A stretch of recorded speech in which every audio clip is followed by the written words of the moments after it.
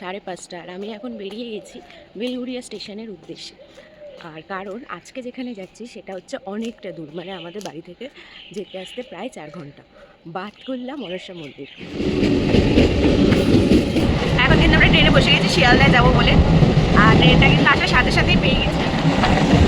আর আমার সাথে আছে আজকে নতুন গেস্ট সোনালি। এখন নেমে পড়লাম, এখন আমরা আছি শিয়ালদা, আর শিয়ালদায় আছি। আর এখন আমরা যাচ্ছি কিন্তু এখান থেকে রাজুদা পকেট পরোটা, কারণ আমাদের কাছে আছে শাগনিক আজকে আবার প্রমোশন। আর এখানে আছে রাজানকার, মুখ দেখাতে লজ্জা পায়। আর এখানে আছে সোনালি। আর এখন আমরা যাচ্ছি যে রাজুদার পকেট পরোটায়। দেখা যাক এত বছর পরে রাজুদা আমাদের মনে রেখেছে কি মনে। কিন্তু আমরা রাজুদার কাছে চলে এসেছি, আর ওই যে রাজুদা। আজকে কিন্তু আমরা চলে এসেছি রাজুদার কাছে, যেটা বলছিলাম। আর রাজুদা কিন্তু সকাল সকাল বসে গেছে। সকালবেলায় চলে এসছো? যেমন টাইমে আসতাম 5টা 5:30 একদম। আর এই যে সেই ভাইরাল পকেট পরোটার সাথে কিন্তু আনলিমিটেড তরকারি আর আপেল পেঁয়াজ আছে। আর আজকে আমাদের সাথে এসেছে শাগনিক খেতে সোনালি আছে, আর ওইখানে রাজান। খুব ভালো।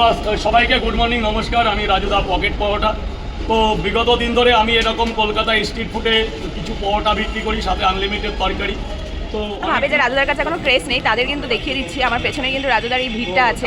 আর হ্যাঁ, এখন অবশ্য ব্লগিং বন্ধ আছে, কিন্তু যারা পরোটা খেতে আসে তারা কিন্তু ভিডিও নিতেই পারে, এতে কিন্তু কোনো বারণ নেই। দীর্ঘদিনের সাথে আমাদের সঙ্গী, এবং আমার আগে একটা দোকান ছিল। রাজুদার ওখান থেকে আসার পরে এখন কিন্তু আমরা যার উদ্দেশ্যে যাব, মানে যেখানে যাওয়ার উদ্দেশ্যে যাব, সেই ট্রেনে কিন্তু উঠে বসে পড়েছি কৃষ্ণনগর সিটির লোকালে। আজকে গরমের অবস্থা বলবার মতো না, কারণ লোকাল ট্রেনের জার্নি পুরো বহু বছর পরে মনে এরকম জার্নি করছি। আর এতটা গরম, পুরো দুপুর 12টা বাজে মনে হচ্ছে, কিন্তু এখন বাজে সকাল 9টা, মানে 10টাও এখনও বাজেনি। আর আমরা যাচ্ছি বাতকুল্লা মনসা মন্দিরে। ঠিক আছে, বাতকুল্লা স্টেশন, যেটার জন্য এতক্ষণ ধরে আমরা জার্নি করেছি। আর এই সেই ট্রেন দাঁড়িয়ে আছে।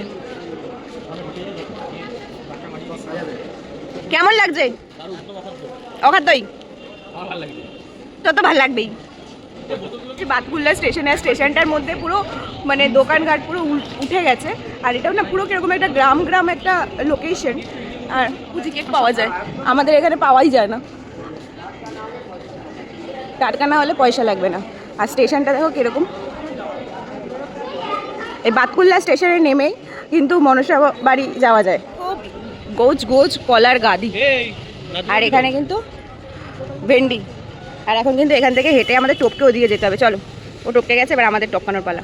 এক এক করে সবাই টপকাচ্ছে। কিন্তু আমরা লাভ দিয়ে এখানে চলে এলাম, আর এখন আমরা বাতকুল্লা বাজার দিয়ে যাচ্ছি। আর স্টেশন থেকে নেমেই কিন্তু তোমরা অটো পেয়ে যাবে। অটোতে বলবে যে মনসা মন্দির যাবো, সবাই কিন্তু নিয়ে যাবে। ভাড়া হচ্ছে 20 টাকা।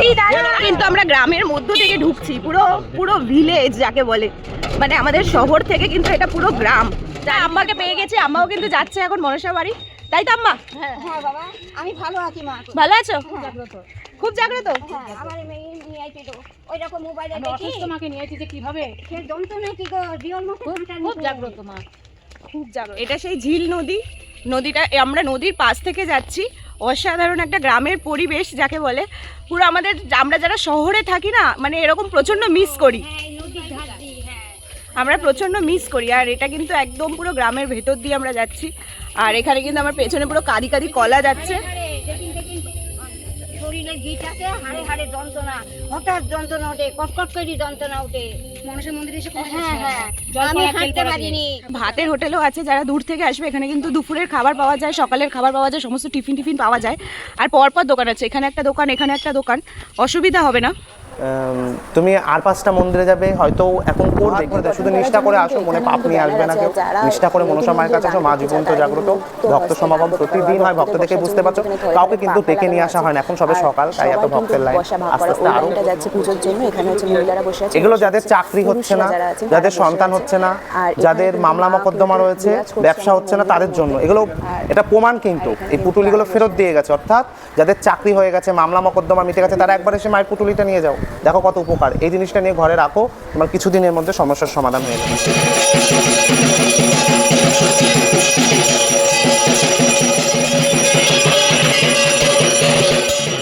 ঠিক আছে?